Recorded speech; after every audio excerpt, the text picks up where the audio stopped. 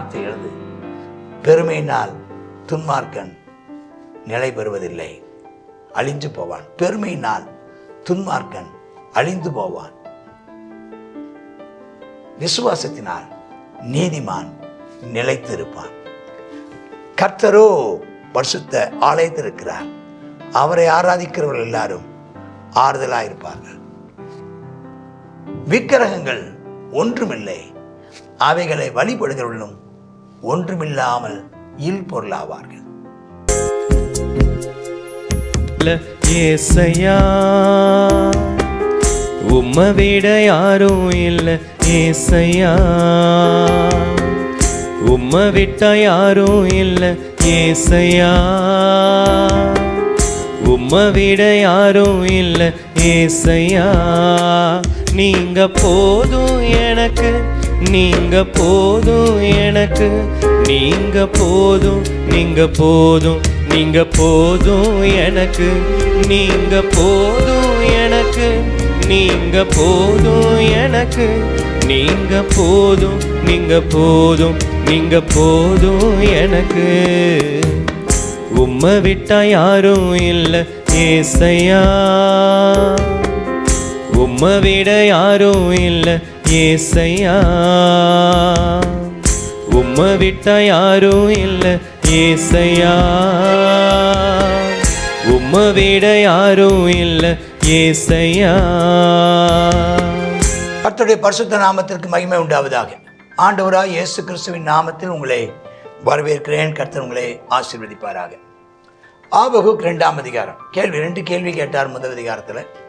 ஆண்டவரே, ஏன் அக்கிரமம், ஏன் அருவருப்புகள், ஏன் பாவங்கள், ஏன் கொடுமைகள், ஏன் அநியாயங்கள், அராஜகங்கள், ஏன் இதை பொறுத்து கொண்டிருக்கிறேன்னு பாரு. இது வரைக்கும் நினச்சி பார்க்காத ஒரு காரியத்தை நான் செய்வேன். எதிர்பாராததும் புரிந்து கொள்ள முடியாத ஒரு காரியத்தை செய்ய போகிறேன். பாபிலோன்லேருந்து ஒருத்தனை அனுப்புவேன், அவன் வந்து எல்லாத்தையும் செஞ்சிருவான் அப்படின்னு சொல்லிட்டார். அப்போ அடுத்த கேள்வி, ஆண்டவரே நீர் சரி நல்லது, நீ நியாயம் தீர்க்கிறீர், ஆனால் ஏன் நீ துன்மார்க்கன் தன்னை விட நீதிமானாக இருக்கிற ஒருவனை வந்து தண்டிப்பதற்கு எப்படி நீர் அனுமதிக்கிறீர் அப்படின்னு இன்னொரு கேள்வி கேட்குறார். அதுக்கு அவர் தொடர்ந்து கத்தை சொல்லும்போது அங்கே 1ஆம் வசனம் சொல்லு, நான் என் காவலிலே தரித்திருந்து. அப்போ காவலிலே தரித்திருந்துன்னா நான் நிலையா நின்று நான் ஒரு இடத்துல நிற்கிறேன், நின்று நான் வந்து பேசுகிறேன்னு சொல்லிட்டு பேசுகிறேன். என் காவலிலே தரித்திருந்து, ஸ்டாண்ட். காவல்லாம் என்ன அர்த்தம்னா, நான் இப்போ கேட்ட 2 கேள்விகளுக்கான பதிலை கேட்குற அளவில் நான் நிற்கிறேன். நின்றுட்டு அரணிலே நிலை கொண்டிருந்து தேவனுடைய பாதுகாப்பில் இருந்துட்டு அவர் எனக்கு என்ன சொல்லுவார் என்றும், அவர் என்னை கண்டிக்கும் போது நான் என்ன உத்தரவு சொல்லுவேன் என்றும் கவனித்து பார்ப்பேன். நின்றுட்டே இருக்கார். ரைட்டு, அவர் எனக்கு இப்போ என்ன சொல்ல போகிறாரு, நான் அவரை கேள்வி கேட்டுட்டேன், அதுக்கு என்ன பதில் சொல்ல போகிறாரு, நான் தெரிந்து கொள்ள வேண்டிய விஷயங்கள் என்ன, நான் செய்ய வேண்டிய விஷயங்கள் என்ன அப்படின்றும், அடுத்து கண்டிக்கும் போது அவர் ஒருவேளை என்னை கண்டித்தாரானா நான் அதுக்கு என்ன உத்தரவு, நான் அவர் என்ன பார்த்து கேள்வி கேட்டு நான் அந்த கேள்விக்கு என்ன பதில் சொல்லுவேன் அப்படின்னு அவர் காத்திருக்கிறாராம். ஒரு ஆச்சரியமான விஷயம் இல்லை? ஆச்சரியமான. நம்ம அப்படி தான் இன்றைக்கும் தேவ சமூகத்தில் போகும்போது அவர் நம்மோட என்ன பேசுவார்ன்ட்டு போகணும், அவர் நம்மகிட்ட என்னென்ன கேள்வி கேட்பாருன்ட்டு போகணும். பெரிய ஒரு அதிகாரி நம்ம சந்திக்க போகிறோம், அவர்கிட்ட போகும்போது நாம் என்ன செய்கிறோம், போகும்போது அவர் அடுத்து நிற்கும்போது என்ன சொல்கிறோம், அவர் என்ன சொல்கிறாருன்னு கேட்கணும், அவர் என்ன சொல்கிறாருன்னு கேட்கணும். அடுத்து அவர் நம்மகிட்ட சில கேள்விகளை சில காரியங்களை விசாரித்து கேட்கும்போது அதுக்கு சொல்கிறதுக்கும் பதில் சொல்கிறவங்களாகவும் நம்ம இருக்கணும். அவர் கட்டளையிடுவதை நிறைவேற்றுவதற்காகவும், அவர் நம்மிடத்தில் விசாரித்து கேட்குற நம்முடைய பொறுப்பில் உள்ள விஷயங்களை குறித்து கேட்கும்போது அவருக்கு சரியான பதில் சொல்ல அறிக்கை ஆயத்தமாகி காத்திருப்பது போல அங்கே ஆபகுக் சொல்கிறார். அப்போ கர்த்தர் பிரதித்திரமாக சொல்ல ஆரம்பிக்கிறார், நீ முதல்ல தரிசனத்தை எழுது, அதை கடந்து ஓடுற வாசிக்கும்படி பலகையில் தீர்க்கமாக வரை. நான் இப்போ சொல்ல போகிறேன். குறித்த காலத்துக்காக தரிசனம் வைக்கப்பட்டிருக்குது, முடிவில் அது விளங்கும், அது பொய் சொல்லாது, அது தாமதித்தாலும் காத்திரு. நிச்சயமாக வரும், தாமதிப்பேன். நான் ஒன்று சொல்ல போகிறேன், சொல்கிறத நீ எழுதிக்கோங்கிறார். சொல்கிறத எழுதிக்கிறோங்கிறார். என்ன சொல்ல போகிறாரு அப்படின்னு கேட்டால், என்ன சொல்ல தரிசனத்தை சொல்லிட்டார். என்ன சொல்ல போகிறாரு, அது ஒரு குறிப்பிட்ட காலத்துக்காக வைக்கப்பட்டிருக்குங்கிறாரு. என்ன சொல்ல போகிறார், என்ன திட்டத்தை சொல்ல போகிறார், அவர் சொல்ல போகிற விஷயம் என்ன அப்படின்னு சொல்லி பார்க்க. என்ன சொல்கிறாருன்னா, அகங்காரியாக இருக்கிறானே இந்த பாபிலோன், அவன் ஆத்மா அவனுக்குள்ளே செம்மையானதில்லை, அவன் நீதிமான் அல்ல. ஆனால் அவன் காரியம் அப்படி, ஆனால் தன் விசுவாசத்தினாலே நீதிமான். நீதிமானோ தொடர்ந்து தான் நீதிமானாக இருந்தால் நீதிமான் பிழைப்பான். இதை எழுதி வையுங்கிறார்.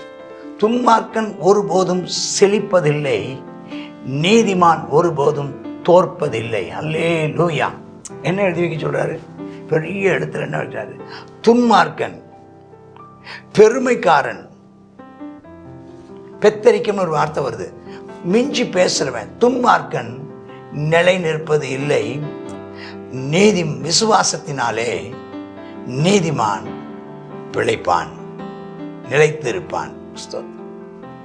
சொல்லிட்டு, துன்மார்க்கன் மதுபானத்தால் அக்கிரமம் செய்கிறான், அகங்காரி ஆகிறான், வீட்டில் தெரியாமல் அவன் அலைந்து திரிகிறான், அவன் பாதாளத்தை போல திருப்தி ஆகாமல் மரணத்துக்கு சமானமாக சகல ஜாதிகளையும் வசமாக்கி சேர்த்து தன்னிடமாய் கூட்டி கொண்டாலும், இவள் எல்லாரும் அவன் பேரில் ஒரு பழமொழியும் அவனுக்கு விரோதமான வசை சொல்லியும் வசனித்து தன்னுடைய அல்லாததை சேர்த்து கொள்வனுக்கு ஐயோ என்றும் எந்த மட்டும் நிற்கும் என்றும் அவன் சொல்லுவாங்களாம். அவன் தன் மேல் களிமண் சுமை அல்லவோ சுமத்தி கொள்கிறான்னு சொல்லுவாங்களாம். அப்போ அவன் நிலைச்சு நிற்பதில்லை. துன்மார்க்கன் நிலைத்து நிற்பதில்லை. ஒரே வார்த்தை. இது நீதிமொழி 1 சொல்லப்படும். நீதிமான் அவன் நிலை நிற்பதில்லை, துன்மார்க்கன் நிலைத்திருப்பான். இதான் சொல்ல வேண்டிய அர்த்தம். அது நீதிமான் நீதிமான் எதனாலே நிலைத்து நிற்பான்னு இங்கே சொல்லப்பட்டிருக்கு. விசுவாசத்தினாலே நீதிமான் நிலைத்து நிற்பான். பெருமையினாலே துன்மார்க்கன் அழிந்து போவான். பெருமையினாலே துன்மார்க்கன் அழிந்து போவான், விசுவாசத்தினாலே நீதிமான் பிழைத்திருப்பான். போட்டு இப்போ அந்த துன்மார்க்கனை பார்த்து சொல்ல, உன்னை கடிப்பவர்கள் சடிதியாக எழும்போதும் உன்னை அலைக்கழிப்பவர்கள் விழிப்பதும் இல்லையோ, நீ அவர்களுக்கு சூறை ஆகாயோ. நீ அநேக ஜாதிகளை கொள்ளையிட்டபடினால் ஜனங்களின் மீதியான யாவரும், நீ சிந்தின மனுஷ ரத்த நிமித்தமும் நீ செய்த கொடுமை நிமித்தமும் நீ கொள்ளையிடப்படுவாய். நீயும் ஒரு வார்த்தை இருக்கணும், நீயும் கொள்ளையிடப்படுவாய். உன்னை அவர்கள் கொள்ளையிடுவார். தீமையின் வல்லமைக்கு தப்ப வேண்டும் என்று தன் கூட்டை உயரத்தில் வைக்கும்படி தன் வீட்டுக்கு பொல்லாத ஆயுதத்தை தேடுவனுக்கு ஐயோ. தான் வீட்டை பாதுகாக்கணும்னு தன்னை பாதுகாப்பதற்காக மனுஷனுக்கு எவ்வளவோ பணத்தை செலவு பண்ணுறான். உன்னை பாதுகாப்பதற்காக நீ எடுக்கிற எந்த முயற்சியும் வீணாக போயிடும். உன்னை தேவனுடையதான நியாய தீர்ப்புக்கு நீ தப்பிக்கவே முடியாது. அநேக ஜனங்களை வெட்டி போட்டதுனால உன் வீட்டுக்கு வெக்கம் உண்டாக ஆலோசனை பண்ண, உன் ஆத்துமாக்குறமாக பாவம் செய்தார். அதனால தான் நம்ம கர்த்தர் யாரையாவது ஒருத்தர் கடிந்து கொள்ளுனாலும் அதுக்கும் கர்த்தர் என்ன செஞ்சுருக்காருன்னா, ஒரு ஒரு என்ன வச்சுருக்காருன்னா, ஒரு எல்லையை வச்சிருக்கார். ஒரு மனுஷனை அடிக்கிறதா இருந்தால், தப்பு செஞ்சதுக்கு அடிக்கிறதா இருந்தால் 40 அடிக்கு மேலே அடிச்சிங்கன்னா நீ நீசன், நீ துன்மார்க்கன். அப்போ 40 அடிக்குள்ளே தான் அடிக்கணும். அவனால் தான் 39 அடி தான் அடிக்கலாம். ஒருவனை நீ தண்டித்தாலும் ஸ்தோத்திரம் குய்யோ முறையோன்னு போகிற மாதிரி தண்டிக்கக்கூடாது, தண்டனையிலையும் இறக்கம் வைக்க வேணும். அதான் தேவனுடையதான வசனம் அதுதான் சொல்லுது. அதான் தேவனுடையதான தீர்மானம், அதுதான் தேவனுடையதான சட்டம். அவன் செய்த தப்புக்கு தக்கதான 10 அடி 15 அடி 12 அடி அது வரைக்கும் அதிகபட்சம் 39 40 அடிக்கு மேலே அடிச்சேன்னா நீ துன்மார்க்கன். ஏன்னா நாம் அப்போ ஒரு இறக்கம் பாராட்டணும். ஒருத்தன் மரணத்துக்கு ஒருத்தனை நியமிக்கிறேன்னு சொன்னால் போதுமான அளவு அவன் நான் நிரபராதி என்பதை நிரூபிப்பதற்கு அவனுக்கு போதுமான அளவு அவனுக்கு அவகாசம் கொடுக்கணுமா. 1 மாதம் 2 மாதம் 6 மாதம் வரைக்கும் அவன் தன்னை நீதிமான் என்று நிரூபிப்பதற்கு அவனுக்கு 6 மாதத்துக்கு மேலாக அவனுக்கு என்ன செய்யணுமா, அவனுக்கு போதுமான அளவு அவனுக்கு அவகாசம், அவனுக்கு காலம் கொடுக்கப்படணுமா. அது வரைக்கும் இறக்கத்தை காமிக்கணுமா. அதன் பின்பு தான் அவனுக்கு மரண தண்டனை நியமிக்கணுமா. உடனே எடுத்தேன் கவுத்தன் செய்யக்கூடாது அப்படின்ட்டு. ஆனால் இவன் எடுத்தேன் கவுத்தன்னு தன்னை மிஞ்சி போனதுனால பாபிலோனை கர்த்தர் கடிந்து கொள்ள. கல் சோர்லேருந்து கூப்பிடுமா, உத்திரம் அச்சிடம் சாட்சிடுமா, இரத்தப்படிகளாலே பட்டணத்தை கட்டினதுனால அவன் உனக்கு ஐயோன்னு கருத்து சொல்கிறாரு. ஆமாம், ஸ்தோத்திரம். இது அவங்க எதுக்காக வேலை செய்கிறாங்கன்னா, அவங்க ஜனங்கள் விருதாவாக இழைச்சி போகிறாங்க. ஆனால் கர்த்தர் சொல்கிறார் 14ஆம் வசனத்தில் ஒரு நல்ல ஒரு வார்த்தை, சமுத்திரம் ஜலத்தினால் நிறைந்திருக்கிறது போல பூமி கர்த்தருடைய மகிமை அறிகிற அறிவினால் நிறைந்திருக்கு. ஒரு நாள் வரும், a day will come. அன்னைக்கு என்ன நடக்கும்னா கர்த்தருடைய மகிமையை அவள் அறிவார்கள். கர்த்தருடைய நாமத்திற்கே மகிமை உண்டாவதா. கர்த்தருடைய நாமத்தை அவள் மகிமைப்படுத்துவார். கர்த்தருக்கு ஸ்தோத்திரம். தேவனை அறிகிற அறிவினாலே ஆமென், ஸ்தோத்திரம் அங்கே நிரப்பப்பட்டிருக்குங்கிறத நாம பார்க்கணும். இங்க 2-3 ஐயோ அப்படிங்கிற சொல்ற வார்த்தைகள் நம்ம பார்க்கிறோம். ஐயோ, தேவனுடைய காரியங்களை நீ இஷ்டம் போல நடக்கிறாயே, உனக்கு ஐயோ. மற்றவங்களை எல்லாம் ஆமென் ஸ்தோத்திரம் வெட்டி வீழ்த்தினாயே, உனக்கு ஐயோ அப்படின்னு சொல்றாரு.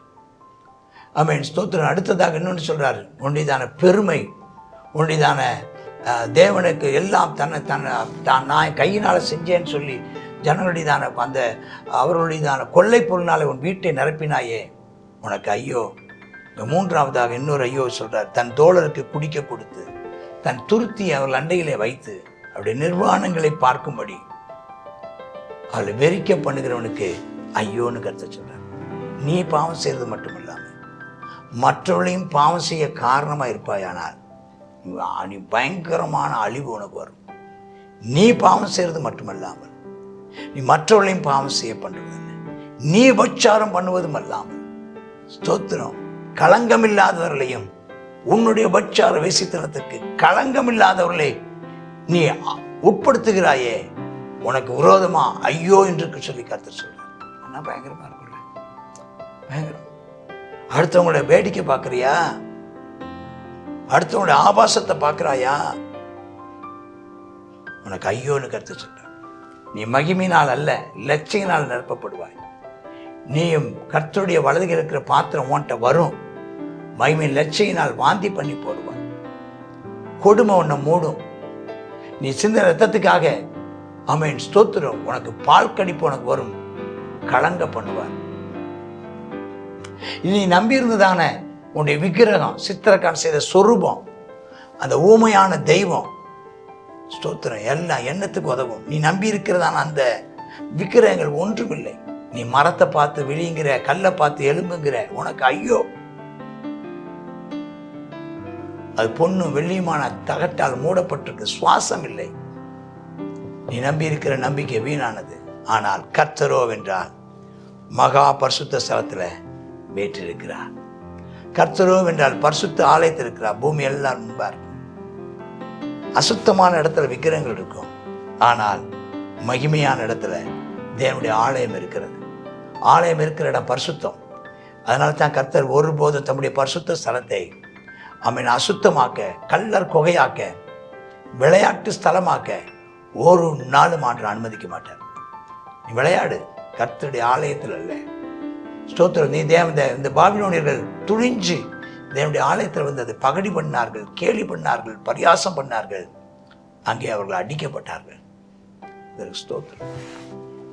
ஆண்டவர் மறுபடியும் இங்கே ஐயோ ஐயோ என்று சொல்லி பல தடவை அவன் யாருக்கு ஐயோ சொல்றாருன்னா, இந்த பாபிலோன் கேட்டான் பாருங்க. ஆபு கேட்ட கேள்விக்கு தான் அதெல்லாம் பதில்.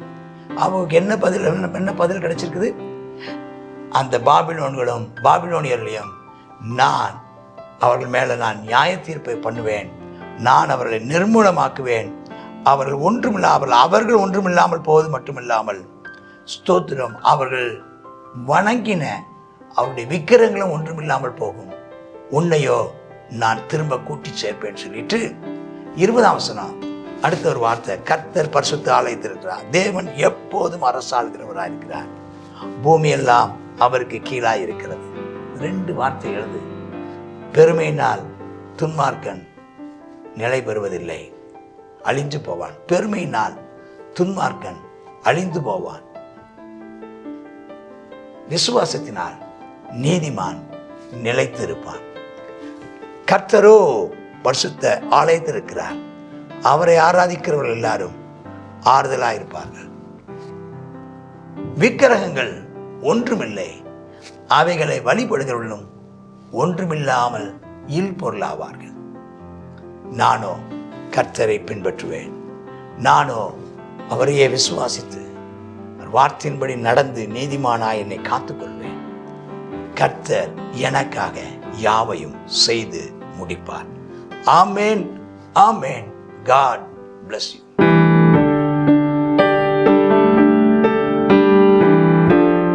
ஆபகுக் 2வது அதிகாரம். இந்த 2வது அதிகாரத்துலேயும் அவருடையதான ஆபகுக்குடையதான வார்த்தைகளை நம்ம இதில் பார்க்குறோம். இந்த நாளிலும் தீமைக்கு தப்ப தன் வீட்டை உயரத்திலே கட்டி தன் வீட்டுக்கு பொல்லாப்பான ஆதாயத்தை தேடுகிறவனுக்கு ஐயோ. அநியாயத்தினாலே நகரத்தை பலப்படுத்துகிறவனுக்கு ஐயோ. தன் தோழருக்கு குடிக்க கொடுத்து அவர்களை வெறிக்க பண்ணுகிறவர்களுக்கு ஐயோ. மரத்தை பார்த்து விழி என்றும் கல்லை பார்த்து எலும்பு என்றும் சொல்லுகிறவனுக்கு ஐயோ என்று சொல்லி அவர் இதில் சொல்லுகிறார். ஆனாலும் சொல்லுகிறார், கர்த்தர் சொல்லுகிறார், இந்த நாளிலும் அவர் தேவன் ஒரு தரிசனத்தை வைத்திருக்கிறார். குறித்த காலத்துக்கு தரிசனம் இன்னும் வைக்கப்பட்டிருக்கு. முடிவிலே அந்த தரிசனம் என்ன செய்யும்? விளங்கும். அது பொய் சொல்லாது. தாமதித்தாலும் அதற்கு காத்திர நிச்சயமாக அது வரும். அது தாமதிப்பது இல்லை அப்படின்னு சொல்லி கர்த்தர் இந்த நாளில் நமக்கு வாக்கு கொடுக்கிறார். இந்த நாளிலும் இப்படிப்பட்டதான பாவமுள்ள சந்ததி ஜனங்கள் நிச்சயமாக அவர்கள் அழிந்து போவார்கள். பாவத்தை பாலை போல பருகிறவர்களுக்கு தேவனிடத்தில் வரும்போது மன்னிப்பு, தேவனிடத்தில் வரலைன்னு சொன்னால் அவர்களுக்கு ஐயோ அப்படிங்கிறத நம்ம இதில் பார்க்குறோம். ஆனாலும் நமக்கு கர்த்தர் என்ன செய்திருக்கிறார்? நாம் காத்திருப்போம். நமக்கு நியாயம் கிடைக்கும் வரையிலும் நாம் காத்திருப்போம். தன் விசுவாசத்தினாலே நீதிமான் பிழைப்பான் என்று சொல்லி ஒரு மிகப்பெரிய ஒரு ஸ்டேட்மெண்ட் இதில் பார்க்குறோம். இந்த நாளில் நீங்கள் எந்த அளவுக்கு விசுவாசமாக இருக்கிறீங்களோ அந்த அளவுக்கு தான் உங்களுக்கு பிழைப்பு. இந்த நாளில் நம்ம தேவன் பேரில் நம்ம விசுவாசத்தில் உறுதியாக இருப்போம். கர்த்தர் பெரிய காரியங்கள் நமக்காக செய்வார். ஜெபம் பண்ணுவோம். அப்பா உமக்கு நன்றி ஆண்டவரே. இந்த உலகத்தில் இருக்கிற ஜனங்கள் கர்த்தாவே அப்பா தங்களுக்கு கேட்டு வர வைத்து கொண்டிருக்கிறாங்கப்பா. பொல்லாப்பை தேடிக்கொண்டிருக்கிறாங்க ஆண்டவரே. அப்பா அநியாயத்தை அப்பா ஸ்தோத்திரம் ஆண்டவரே பெருக்கி கொண்டிருக்கிறாங்க. தோழருக்கு ஆண்டவரே அநீதி செய்து கொண்டிருக்கிறாங்க. கர்த்தாவே ஸ்தோத்திரம் அப்பா. விக்கிரகத்தை நமஸ்கரித்து அவைகளை சேவித்து கொண்டிருக்கிறாங்கப்பா. தேவனே அப்பா இப்படிப்பட்ட அந்த ஜனங்களை ஆண்டவர் நாங்கள் பார்க்கிறோம். ஆனால் உம்முடைய பிள்ளைங்களுக்கு நீர் வைத்திருக்கிறதான அப்பா அந்த குறித்த காலத்து தரிசனம் நிச்சயமாக நிறைவேறும் அப்பா. இந்த பொல்லாத சந்ததி நடுவில் உம்முடைய பிள்ளைகளை நீர் கர்த்தாவே குற்றமற்றவர்களும் அப்பா மாசற்றவர்களுமாய் உமக்கும்பாக நிறுத்தத்தக்கதாக தேவரீர் உம்முடைய பிள்ளைகளை நீர் பலப்படுத்துவீராக. உறுதியாய் விசுவாசத்தில் உறுதியாயிருக்க செய்யும். பிரஜாதிகளைப் போல தங்களுக்கு கேட்டை வருவிக்க பண்ணி விடாதபடிக்கு கர்த்தாவே தன் விசுவாசத்தினால் நீதிமான் பிழைப்பான் என்று சொல்லப்பட்டபடி கர்த்தாவே முடிவு பரியந்தம் உறுதியாக விசுவாசத்தில் நிலைத்திருக்க பண்ணும். இயேசுவின் நாமத்தில் ஜெபிக்கிறோம் நல்ல பிதாவே. ஆமென், ஆமென்.